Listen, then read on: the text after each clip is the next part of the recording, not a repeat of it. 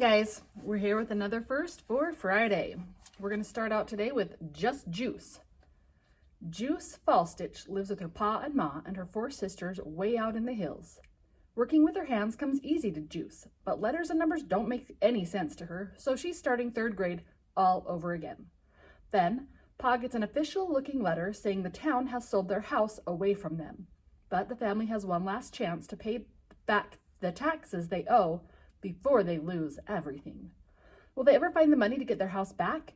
And how can they keep such a big secret from Ma? This is a Lexile level of 690. Chapter 1, titled Brown Paper Bags. "Where's Juice?" Ma says, spreading grape jelly so thin on the sliced white bread you can hardly find the purple. "If she didn't get herself to school this morning, that truant officer will be here before I can finish breakfast dishes." "Won't matter when he comes, Ma," Charlene says. "He won't find Juice. Even if he does, he can't make her stay in school. He'd have to tie her to Miss Hamble's desk to do that." I hid outside on the back porch, watching them through the window. My fingers rest on the rough wood. Marky, my oldest sister, looks out at me, but she doesn't make one peep about where I might be found. Behind me, the rising sun washes the trees in a yellow light. The quiet fills me. I don't much care for school, and school, well, it cares even less for me.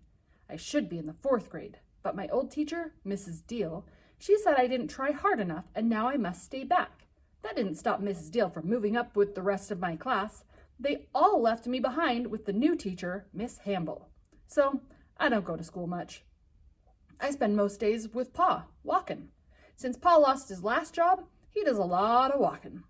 Being with him beats going to school anyhow. Ma put a sandwich into each of our 3 bags and folds the bags shut. I like how neat those folds are. It's like unwrapping a gift, opening the bag at lunchtime. Even after I've used the bag all week and it's as limber as a dish rag, I still like opening it and taking out that jelly sandwich. And I like that Ma packs me a sandwich every morning, even if I don't end up eating it in school the way she hopes. "Juice," Ma calls softly, her round face tilted up to the heating grate in the ceiling. She thinks I'm up there, in the tiny room I share with my 4 sisters. "Come on down, honey." I jump off the back porch and clap-hatted around the house. Quietly slipping inside the front door, I hush along the hallway and join Ma and my sisters in the kitchen. Turtle is the youngest, just over 2 years, with a head full of orange curls. Next comes Lulu. Lulu has black hair and blue eyes like mine. Ma says Lulu is 4 going on 40, and sometimes I think she's right. My 2 little sisters sit under the kitchen table. Lulu is pretend reading our picture book about the boy and his drum turtle. She says the book exactly the way I say it when I'm pretend reading to her. Charlene, who is 11 and next oldest to Marky, stands beside the kitchen door. "Hey, Juice," Charlene whispers as I slip in. "Hey," I whisper back. Lulu catches sight of me and breaks out into one of her best grins. I wave to her under the table. Marky motions for me to smooth my hair. I work on a snarl over my ear as Ma comes up. "Juice, honey, you're going to school today." Ma spits on her finger and she wipes a smudge on my chin. I lift my head and let her wash me all she wants. That finger of hers reminds me of the ginger cat who washes her kittens down in the land of Carbones, where Pa and I take our walks sometimes. My stomach growls as Ma spit scrubs my face. "Excuse me," I say, grinning. I slap my hand over the noise. "You're hungry," Ma says. "You can't think on an empty stomach, Juice. How can I send you to school without breakfast?" I can hardly believe Ma'll let me stay home on account of a growly stomach. But then I see it's not Ma's plan. She starts to reach for a box of saltines up in the cupboard. But she gets one of her dizzy spells and she holds tight to the sink. I think she gets dizzy like that because she's expecting a new baby, but I don't know. Sometimes I worry it's something more. Ma asks Marky to fetch the cracker box down for her. Inside the box, one waxed paper stack has about 8 crackers left. Ma hands them over to me. I take 4 out and hand the rest back. "You need to eat too, Ma," I say. Charlene puts her hat on. Every day she wears that little hat tipped back on her head. Ma made that hat for Charlene, braided it out of cloth. Ma's real good with her hands. She makes rugs and baskets to sell in the city. Charlene thinks when she wears that hat, she looks like a picture she saw once of an English girl in a garden. Charlene doesn't look like any English girl. Okay, so that's the first 4 of just Juice. The next one is The Music of Dolphins. Mila creates headlines around the world when she is rescued from an unpopulated island off the coast of Florida. Now a teenager, she has been raised by dolphins from the age of 4. Researchers teach Mila language and music. She learns, too, about rules and expectations, about locked doors and broken promises, disappointment and betrayal. The more Mila finds out what it means to be human, the more deeply she longs for her ocean home. This one is a Lexile level of 560.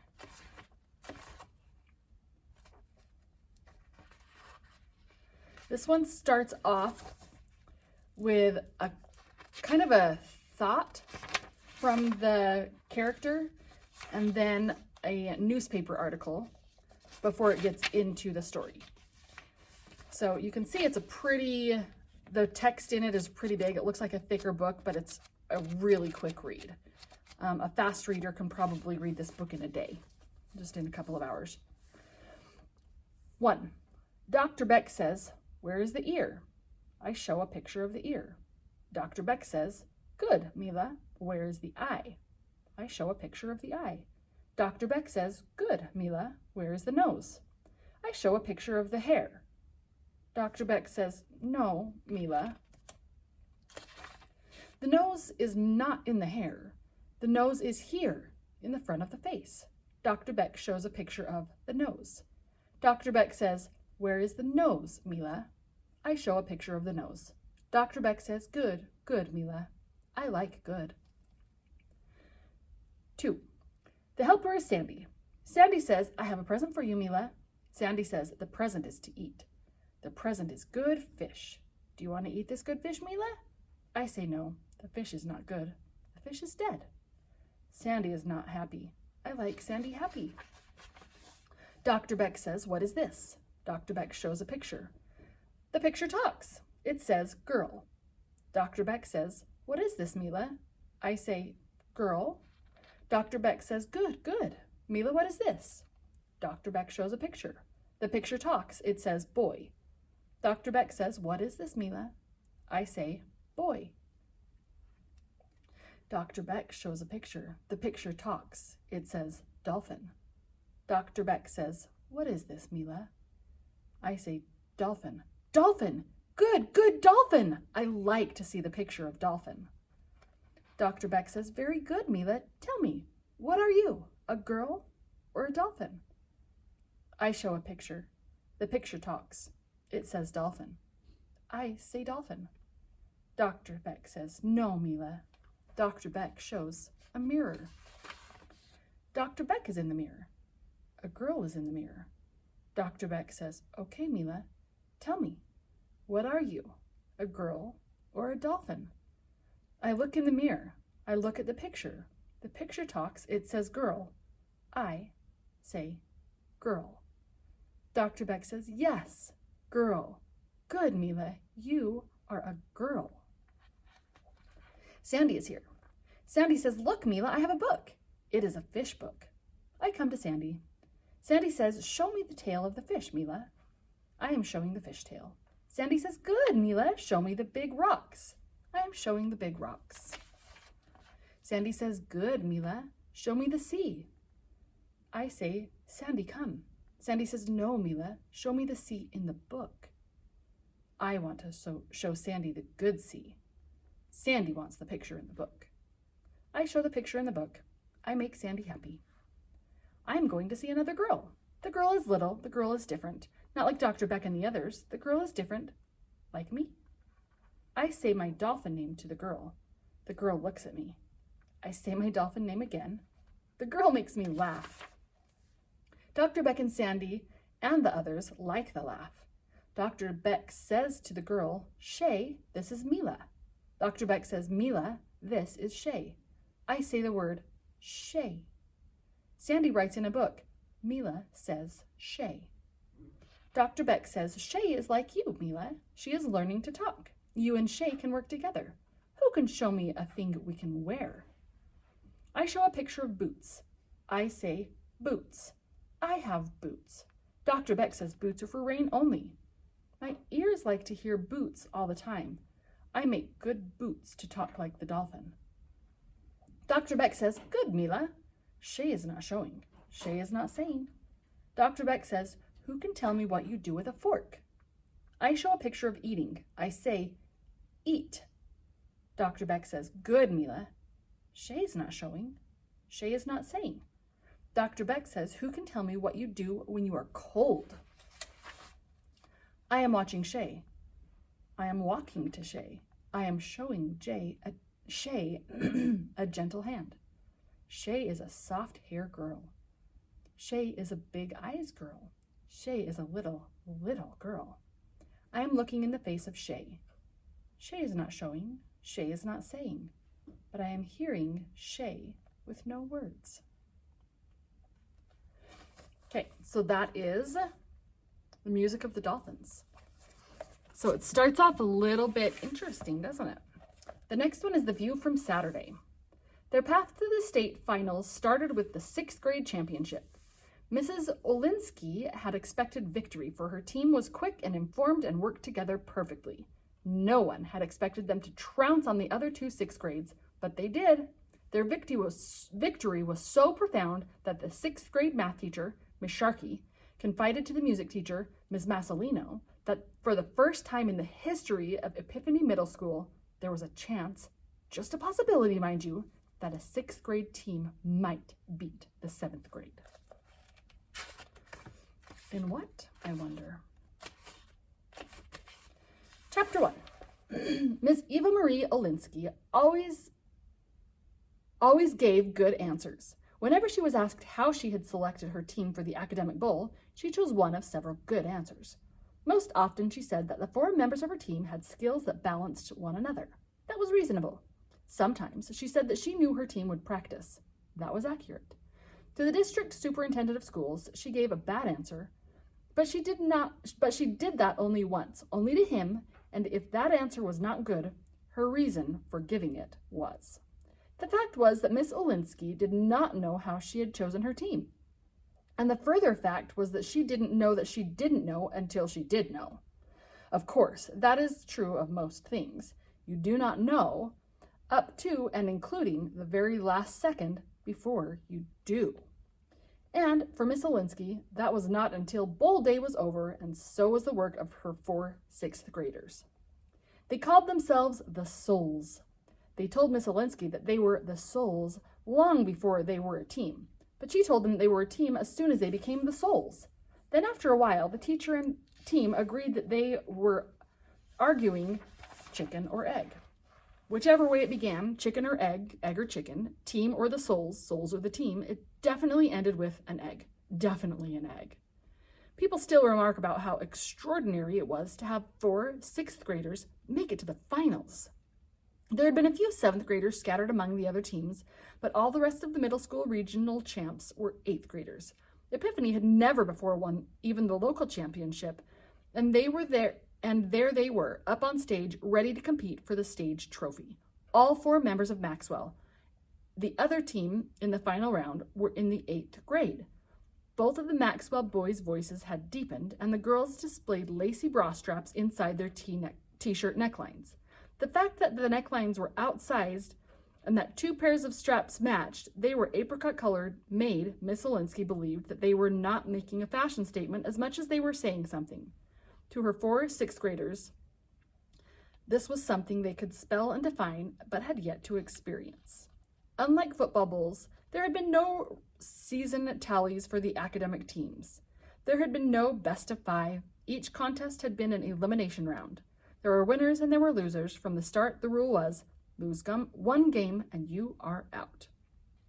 So this is kind of about an academic competition. So it's pretty interesting. And the last one is the Twinkie Squad. Wouldn't you like to be a Twinkie too? Meet Douglas Fairchild, writer, dreamer, and son of diplomats. Meet Commando, smooth mover, basketball star, and way cool guy, until he met Douglas. Thanks to Doug, Commando just joined the school's special discussion group, or, as the students call it, the Twinkie Squad. Nothing is worse than being a Twinkie. But Doug's about to change all that. And before he's through, the school will smell like rotting fish. The principal will be on the verge of a nervous breakdown, and the rest of the student body will be signing up to become members of the Twinkie Squad.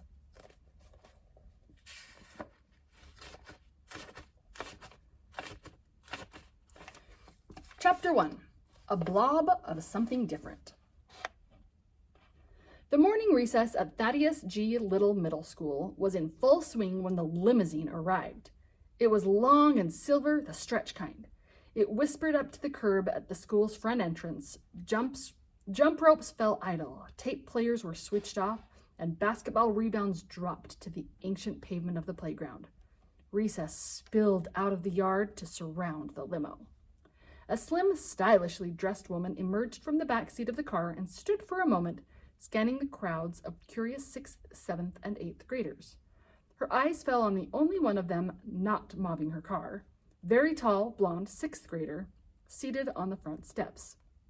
She waved, but he was making notes in a bright yellow ring binder propped against his knees and did not seem to notice. "Fight!" The cry came from the back of the throng. At the center of the group, a shoving match broke out, and the mob began to sway and ripple like a giant swamp creature. Soon it boiled back into the schoolyard along with the chant, "Fight! Fight! Fight!" Even a stretch limo could not interrupt recess for more than a few minutes. The woman stared at them in perplexity, then turned to the boy who still sat on the front steps.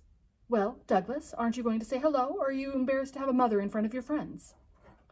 Douglas stood up in a tangle of long legs. "Of course not," he said mildly. "What would I be doing with friends?"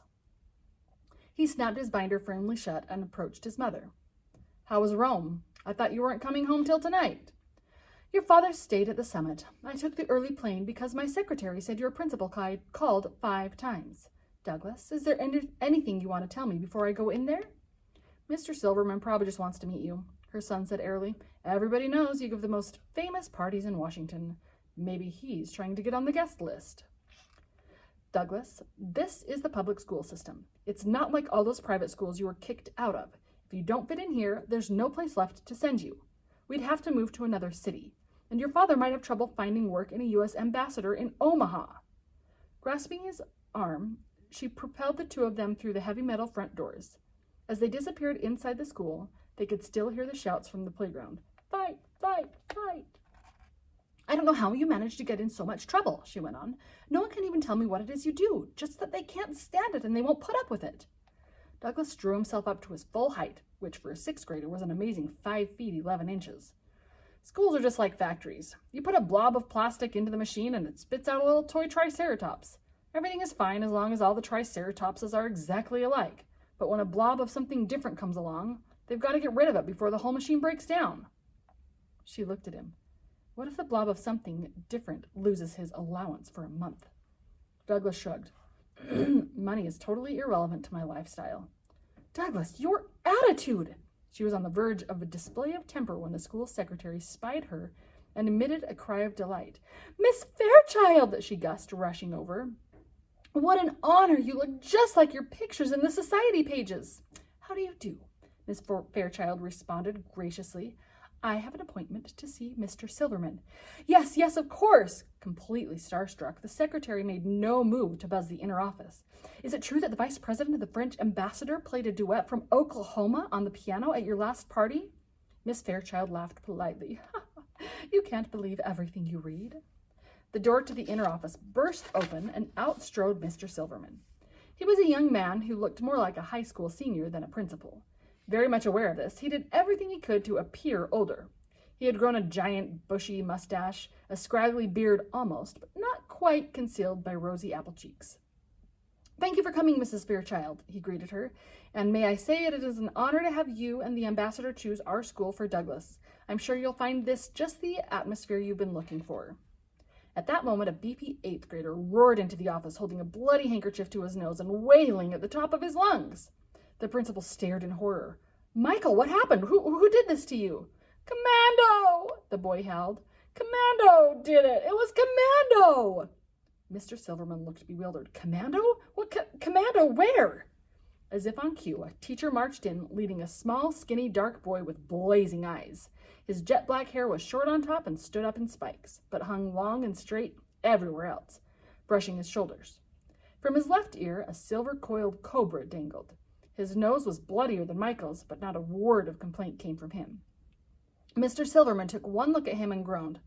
"Oh, Armando, again." Commando pointed at Mrs. Fairchild. "Hey, cool, Ambassador Fairchild's wife." He frowned. "Why aren't you in Rome at the summit?" Mrs. Fairchild just stared. Okay, so that is the Twinkie Squad. Pretty funny. So those are your first 4 Fridays for this week.